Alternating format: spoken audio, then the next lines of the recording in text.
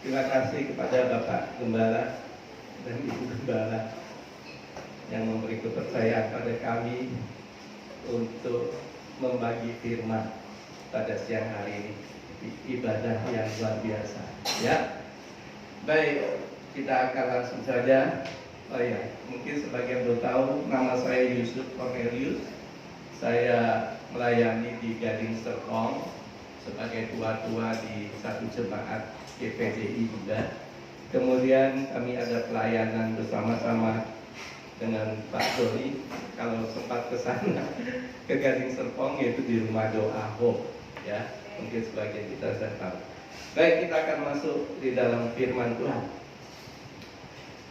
Suatu hal yang harus kita mengerti, dan saya pikir kita semua sudah mengerti. Kita bukan hanya warga negara Indonesia, betul? Tapi saudara dan saya juga warga negara kerajaan surga. Betul sekali. Jadi apa yang menjadi identitas, apa yang menjadi langkah hidup atau cara kita hidup, lifestyle ya. Lifestyle itu sekarang kalau anak-anak muda, wah yang penting happy katanya. Nah, bagaimana lifestyle-nya daripada orang percaya? Nah, salah satu yang akan kita pelajari pada siang hari ini yaitu mengenai bagaimana kita harus bermegah, ya. Ya, kita akan baca satu ayat dulu. Saya akan bukakan.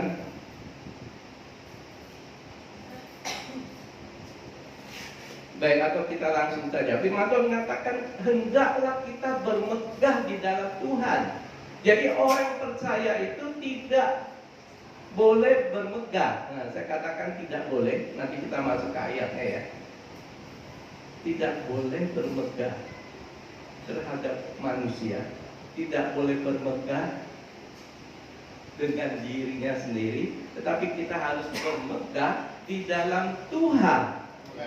Apa artinya bermegah? Artinya kita memiliki sesuatu hal yang baik. Kita tunjukkan kepada orang, kita mengasihi orang, kita memberikan sesuatu yang baik kepada orang, berempati. Kita merasa sesuatu yang ada pada diri kita. Kita boleh, ya sedikit sombong katanya, bermegah. Kita merasa, oh kok kita bisa ya, kita hebat ya. Dan itu harus kita lakukan di dalam Tuhan. Kita masuk sama suatu perikop firman Tuhan yang akan kita baca, 1 Korintus 3 ayat 18 sampai ayat yang ke-23. Untuk menghormati firman Tuhan, perikop ini saja saya minta kita berdiri ya. Kita akan baca berurutan. Saya akan baca 1 Korintus pasal 3 ayat 18, Bapak Ibu saudara sekalian 19, dan seterusnya sampai yang terakhir 23, kita bersama-sama. Demikian firman Tuhan. 1 Korintus 3 ayat 18. Janganlah ada orang yang menipu dirinya sendiri. Jika ada di antara kamu yang menyangka dirinya berhikmat menurut dunia ini, biarlah ia menjadi apa? Bodoh, supaya ia berhikmat. Ayat 19. Karena hikmat ini adalah kebodohan bagi Allah, sebab ada tertulis, ia yang menangkap orang berhikmat dalam kecerdasannya. Ayat 20. Dan di tempat lain Tuhan mengetahui rancangan-rancangan orang berhikmat, sesungguhnya semuanya sia-sia belaka. Karena itu jangan ada orang yang membanggakan dirinya atas manusia, sebab segala sesuatu adalah diri. Baik Paulus, Apolos maupun Kefas, baik dunia, hidup maupun mati, baik waktu sekarang maupun waktu yang akan datang, semuanya itu kamu yang punya atau sudah diberikan pada kamu. Ayat 23 bersama-sama. Tetapi kamu adalah milik Kristus, dan Kristus adalah milik Perikop ini mengajarkan pada kita bahwa sebagai warga kerajaan surga, sebagai orang-orang percaya, kita tidak layak. Nah, saya katakan atau kata-kata yang lebih baik, tidak patut atau tidak boleh, tadi sudah kita dengar, menyangka dirinya kita ini berhikmat, menyangka diri kita itu hebat, menyangka diri kita memiliki pendidikan. Betul, sekarang pendidikan sudah sangat maju di negara kita, S1, S2, S3, ya, S4 belum ada. Tetapi itu menjadi bagian yang kita gunakan untuk kita berkomunikasi atau kehidupan sosial kita. Tapi kalau berhikmat itu artinya kita memiliki suatu patokan, termasuk di dalamnya perasaan, lalu mengambil keputusan hal-hal yang penting. Itu kita tidak bisa lagi menurut seperti apa yang orang dunia lakukan. Kita harus berubah cara berpikir kita sesuai dengan apa yang dikatakan di Roma pasal 12 ayat 2.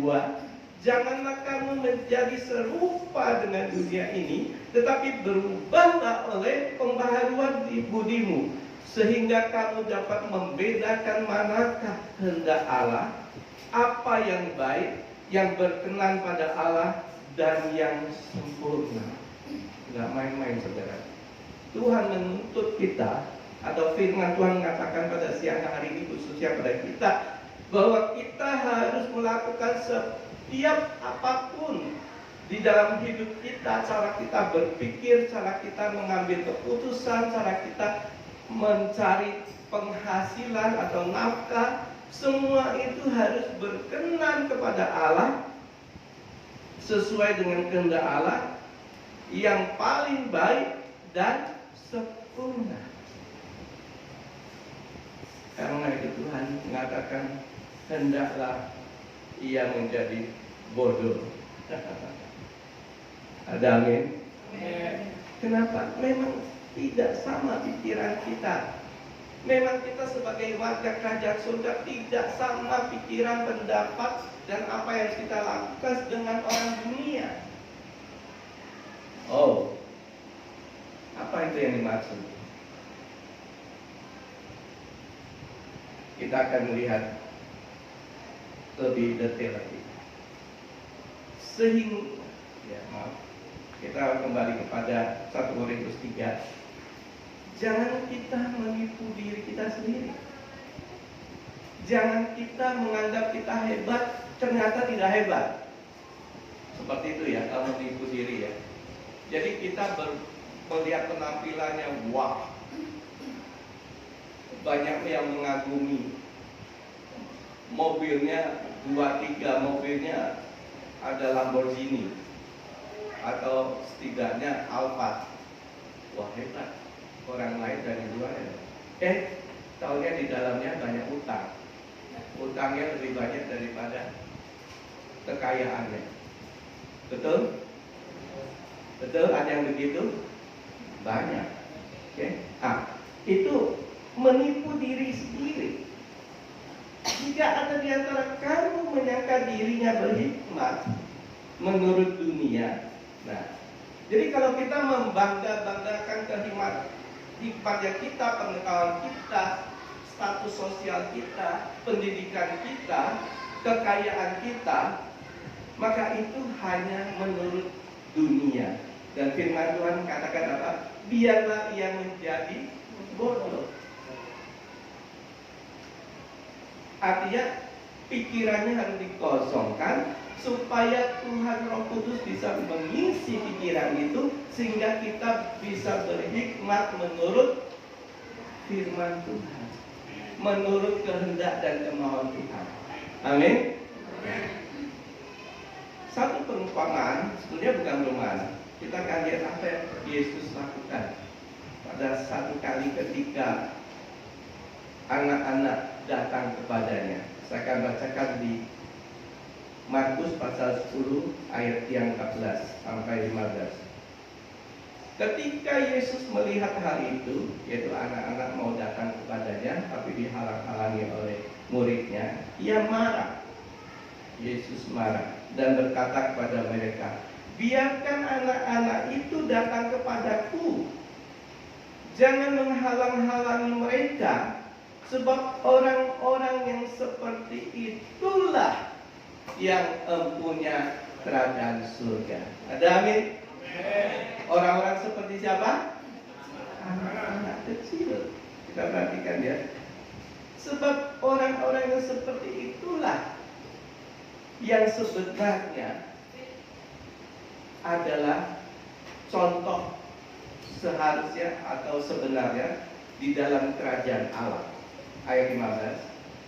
Aku berkata kepadamu, kita perhatikan, sesungguhnya barang siapa tidak menyambut kerajaan Allah seperti seorang anak kecil, ia tidak akan masuk ke dalamnya. Oh, dahsyat.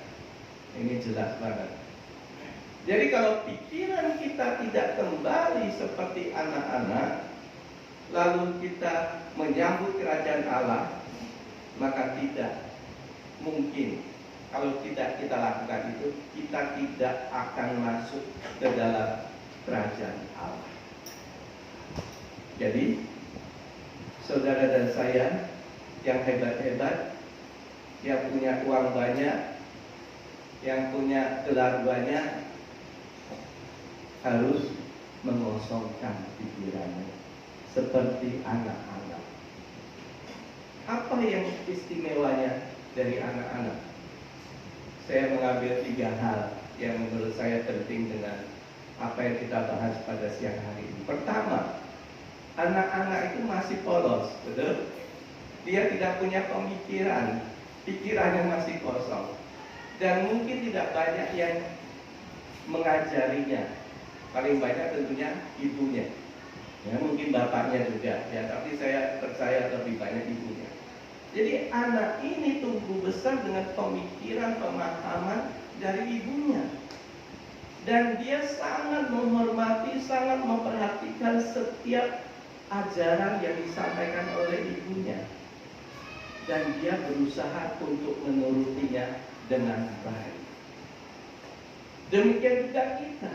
Kalau kita mau lahir baru, kita harus mengosongkan pikiran kita yang hebat. Apa yang sudah kita miliki, ya, mungkin bukan hanya uang saja, ya.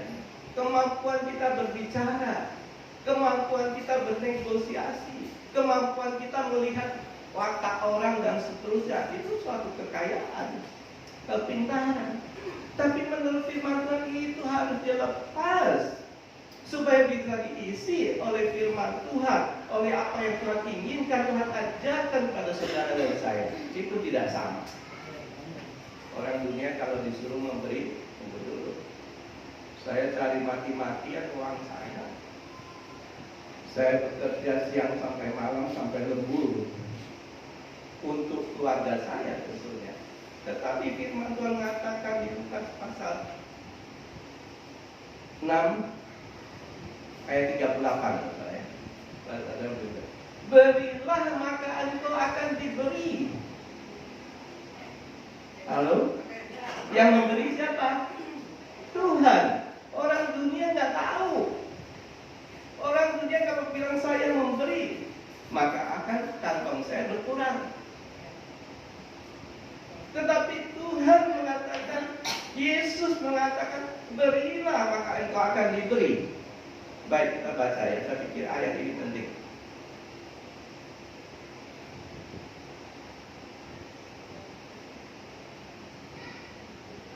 Maaf, ada yang mendapatkannya. Lukas pasal, betul ya, 6 ayat 38. Tolong bacakan. Maaf.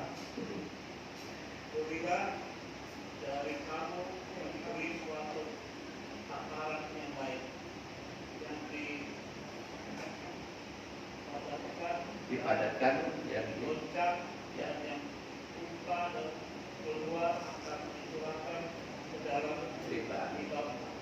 Sebab ukuran yang kamu pakai untuk mengukur Amin. Berilah, maka engkau akan diberi. Itu firman Tuhan. Siapakah Tuhan? Tuhan pencipta langit dan bumi.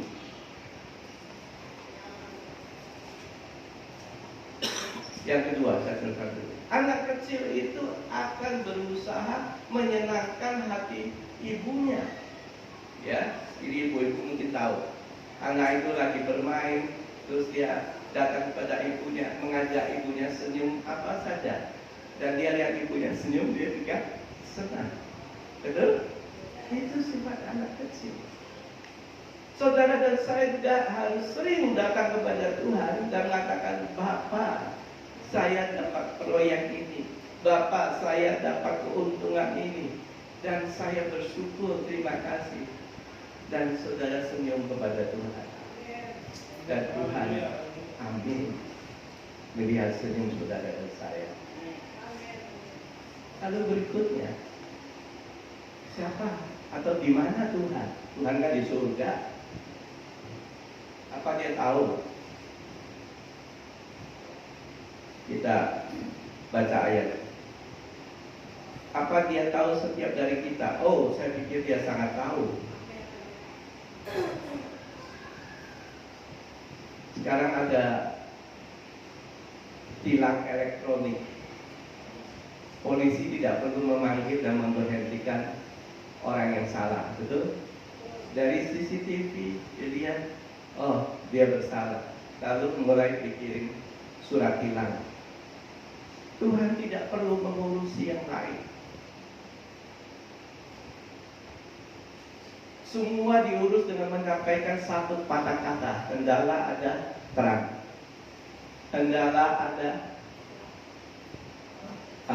benda-benda di langit. Akhir-akhir ini para ahli menemukan satu bintang yang saking jauhnya itu diukur dengan kecepatan cahaya. Itu bukan 1000 tahun, jutaan tahun. Saudara tidak bisa bayangkan kehebatan Tuhan. Jutaan tahun. Tuhan hanya katakan, jadilah terang, jadilah benda-benda di langit. Jutaan bintang dan planet. Tidak masuk di akal kita. Amin. Kita lihat apakah yang terjadi, apakah yang menjadi kesenangan Tuhan. Amsal 15 ayat 3. Saya akan bacakan saja. Amsal 15 ayat 3. Mata Tuhan ada di segala tempat, mengawasi orang jahat dan orang baik. Saya pikir mungkin itu satu-satunya pekerjaan Tuhan. Karena Tuhan mengasihi manusia, betul? Manusia adalah ciptaannya yang luar biasa. Ciptaan di mana Tuhan ingin manusia itu menjadi orang atau objek yang dia sayangi. Dan manusia itu bisa menyayangi Tuhan. Tidak ada makhluk yang lain yang memiliki posisi dan betapa hebatnya ciptaan Tuhan itu.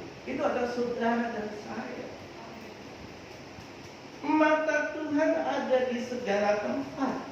Mata Tuhan memperhatikan orang yang jahat dan orang yang baik. Saudara masih mengatakan bahwa Tuhan tidak ada. Bahkan saudara mengatakan Tuhan di mana ya?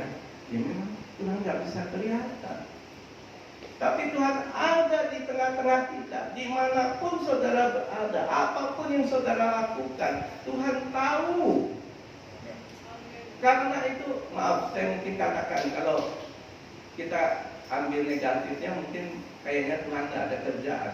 Tapi saya katakan kalau positifnya, Tuhan itu sungguh menyempatkan diri untuk melihat kehidupan saudara dan saya satu persatu.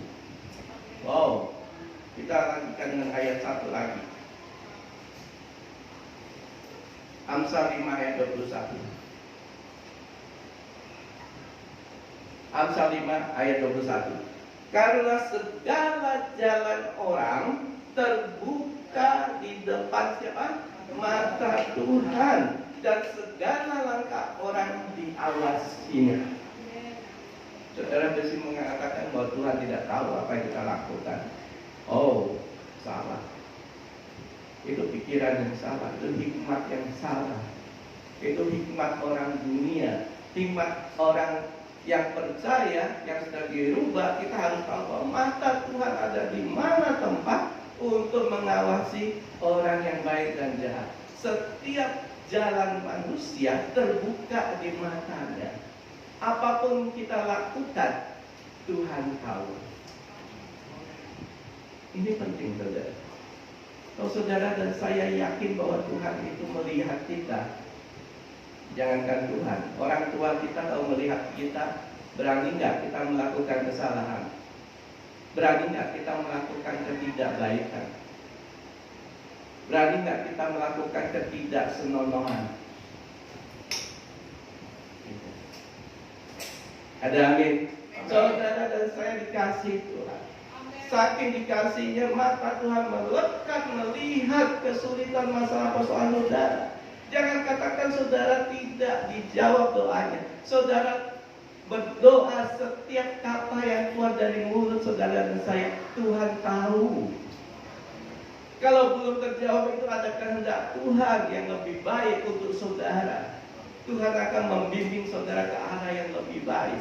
Tuhan akan menguji saudara. Kalau saudara lulus, maka Tuhan akan memberikan berkat-Nya yang berlipat. Tuhan sudah menyediakan berkat yang besar. Berkat apapun Tuhan sudah siapkan bagi orang-orang yang sudah layak untuk mendapatkannya. Tuhan tahu persis kehidupan saudara dan saya. Boleh kita sedih memang menghadapi masalah persoalan, tapi jangan sampai keterlaluan deh. Sebab Tuhan tahu. Amin. Kita kembali lagi mengenai tadi. Itu anak kecil yang ketiga, dia sangat tahu bahwa Tuhan atau orang tuanya siap menolong dan membela dia. Betul? Kalau dia lagi ada masalah dengan anak tetangga atau saudaranya yang lebih besar, dia mungkin mendapat perlakuan yang tidak baik, barangnya, mainannya diambil, kepada siapa dia lari? Kepada orang tuanya, kepada mamanya. Dan dia katakan, Ma, ini si A, mungkin kakaknya, kokonya, itu berlaku tidak baik padanya, dan dilaporkan. Mamanya pasti akan membela. Sesibuk-sibuknya mamanya, dia akan berhenti dan dia akan memenuhi permintaan anaknya. Itu yang ketiga. Itu yang harus kita lakukan sebagai warga kerajaan surga. Ada masalah persoalan, kita tidak perlu curhat kepada orang lain. Kita tidak perlu mengharapkan pertolongan dari orang lain. Dan itu tidak dibolehkan. Tadi kita baca ayatnya. Kita tidak perlu datang curhat kepada orang-orang yang mungkin akibatnya malah menjadi tidak baik bagi hidup kita. Tapi kemana kita pergi? Ke Tuhan. Kita masuk ke dalam kamar, kita tutup pintu, dan kita di situ berkata-kata dan curhat kepada Tuhan kita, Bapa kita di surga. Itu yang Tuhan inginkan, cara berpikir kita. Kalau kita sakit, kemana kita datang? Pada Tuhan. Banyak orang yang tahu dokter spesialis di mana yang hebat. Saya baru tahu di grup WA. Selama hidup saya tidak pernah cari dokter yang hebat. Tidak kenal satupun. Yang kita sakit, kita ke dokter biasa saja. Sebab andalan kita bukan dokter. Andalan kita adalah Tuhan. Itu hikmat yang harus kita peroleh, kita dapatkan. Tidak boleh sama dengan orang dunia. Kita harus sudah berubah. Tapi orang dunia mengandalkan dokter yang hebat. Berapapun bayarnya nggak apa-apa. Di mana sih rumah sakitnya Ya, kalau di Jakarta Selatan, di Jakarta Utara, dia datang juga dia mencari dokter itu. Tapi andalan kita bukan manusia, tetapi kepada Tuhan. Itulah hikmat menurut Tuhan. Itulah kalau kita menjadi anak-anak Tuhan yang sebenarnya, kita boleh bangga di dalam Tuhan. Ayat 19, karena hikmat dunia ini adalah kebodohan bagi Allah. Sebab ada tertulis, ia menangkap orang berhikmat menurut dunia, orang pintar, orang hebat, di dalam kecerdikannya. Saudara bisa bayangkan, memang dia Tuhan. Saya bisa memberi contoh, dan itu nyata terjadi. COVID melanda dunia, saudara sudah tahu, ya. Mulai awal 2020, di Cina sudah mulai. Akhir tahun 2019, seluruh dunia tidak ada satupun yang luput dengan COVID, termasuk di Indonesia. Tetapi Cina waktu itu dia hebat, dia memiliki vaksin, lalu dia melakukan tes PCR di mana-mana. Jadi mereka tahu orang yang terjangkit tidak boleh masuk ke negaranya. Oke. Pada saat itu 2020, 2021 sepertinya aman. Sepertinya Cina itu hebat karena memang mereka, ya kalau saya umpamakan, mereka tidak kenal pada Tuhan, ya. Walaupun memang ada gereja, kita ngomong pemerintahnya. Nah, tapi memasuki tahun 2022 ini, banyak tindakan dia lakukan. Kalau lebih dari 10 satu wilayah, apalagi sampai 100, 3 digit, dia sudah melakukan lockdown di Shanghai, di Beijing, di banyak kota termasuk Hong Kong.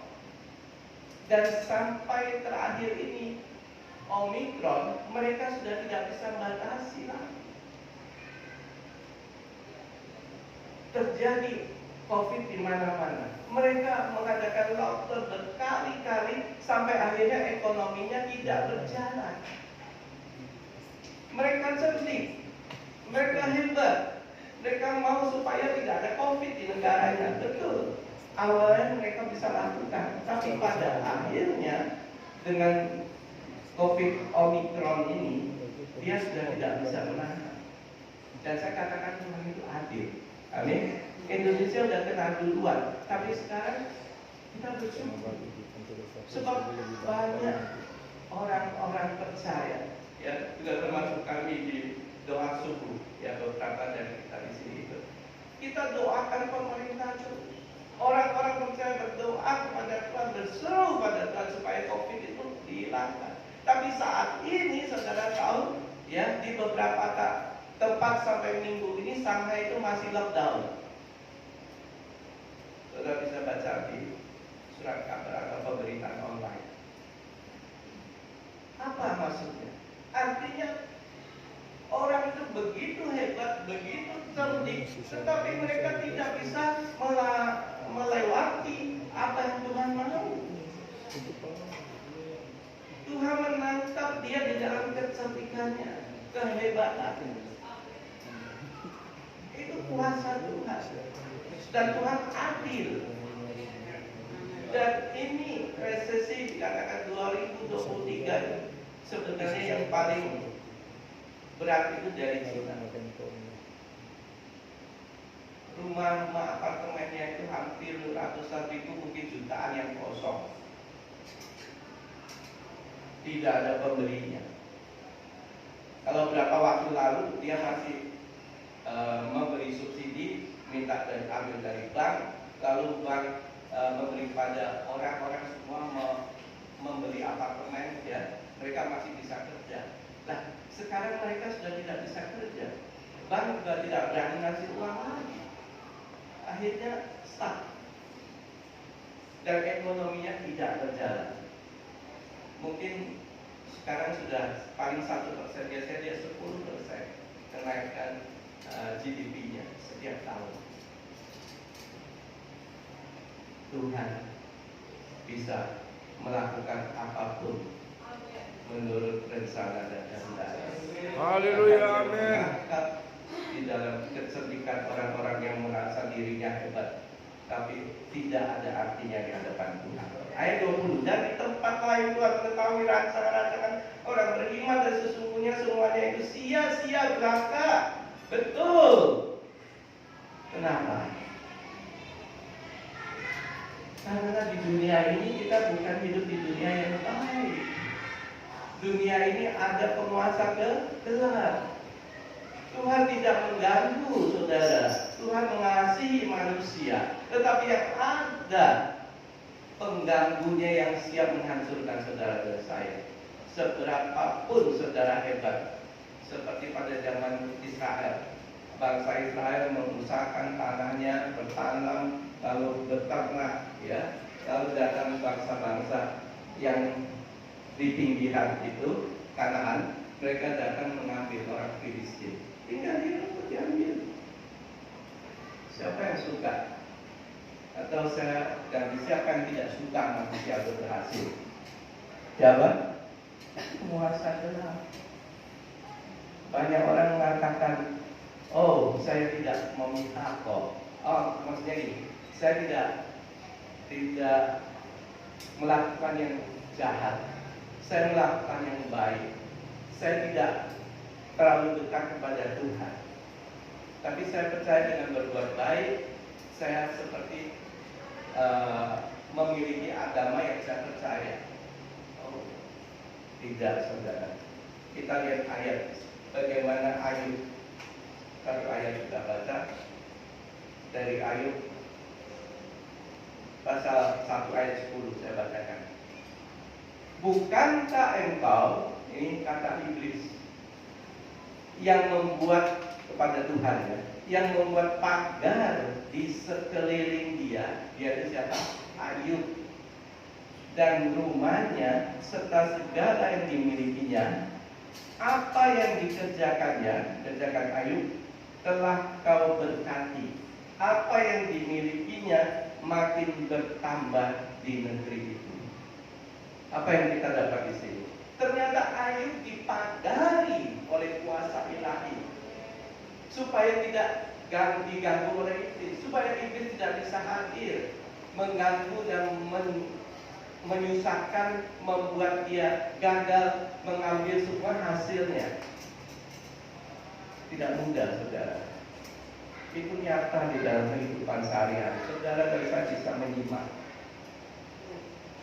Keluarga saya punya anak 10, mama saya punya 1. Tidak ada satu pun yang meninggal pada masa anak-anak. Waktu saya ngajak teman-teman ngomong, hampir semua dia katakan, kamu saudaranya berapa? Sebetulnya ada 5, tapi yang 1 sudah meninggal. Meninggalnya waktu kapan? Waktu masih anak-anak. Itu nyata. Kalau tidak dilindungi oleh Tuhan, itu tidak mungkin terjadi 10 sehat sampai besar, sampai menikah semua. Ada itu perbedaannya jauh. Kata Tuhan, sia-sialah. Ya, kita akan baca tadi ayat yang ke-20. Tuhan mengetahui rancangan kita, rancangan manusia hebat. Tahun depan saya mau memperbesar perusahaan saya. 2 tahun lagi saya akan beli tanah, lalu saya akan bangun rumah-rumah untuk dijual, dan seterusnya. Rancangan-rancangan orang yang hebat pikirannya, yang dia menganggap dirinya mampu, sesungguhnya semuanya itu sia-sia belaka. Salah satu alasan tadi adalah iblis, sang penguasa, akan membuat kita gagal. Dia akan semaksimal menggagalkan semua usaha kita. Oh, Pak Yusuf, kok banyak yang berhasil? Ya, tapi mereka yang berhasil itu melakukannya dengan ekstra keras, dan mereka memiliki pengetahuan sesuai zaman ini, sehingga dia mengambil semua celah, tidak bisa diganggu oleh iblis. Saya bukan mengatakan mereka hebat, tapi ada beberapa yang dibiarkan oleh iblis. Bahkan ada juga yang deal dengan iblis. Betul? Kalau kita mengenal satu tempat di Jawa Timur itu apa namanya? Lupa lagi gue. Di mana orang datang minta kekayaan. Gunung Kawi. Itu deal dengan penguasaan Tuhan. Betul. Iblis membiarkan dia. Tapi ada barternya. Ada yang harus dia berikan. Entah anaknya jadi idiot, entah anaknya nanti meninggal, dan seterusnya. Ya, kita nggak tahu sampai itu. Tetapi kita lihat apa yang firman katakan kepada orang-orang yang percaya, bahwa kita baca satu ayat Mazmur. Oh, ya saya rekam. Ya, di situ ayat katakan Tuhan memberikan apa yang menjadi kebutuhan kita pada saat kita tidur. Saya ingat di HP yang satu ini. Tuhan memberikan segala kebutuhan kita, orang-orang percaya, pada saat dia tidur. Oh, hebat ya. Saudara harus dengar.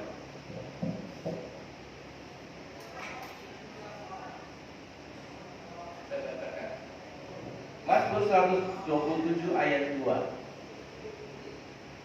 Mazmur 127 ayat 2. Sia-sialah kamu bangun pagi-pagi dan duduk-duduk sampai jauh malam, dan makan roti yang diperoleh dengan susah payah. Sebab Ia, yaitu Tuhan pencipta alam semesta, memberikannya kepada orang yang dicintainya pada waktu kapan? Tidur.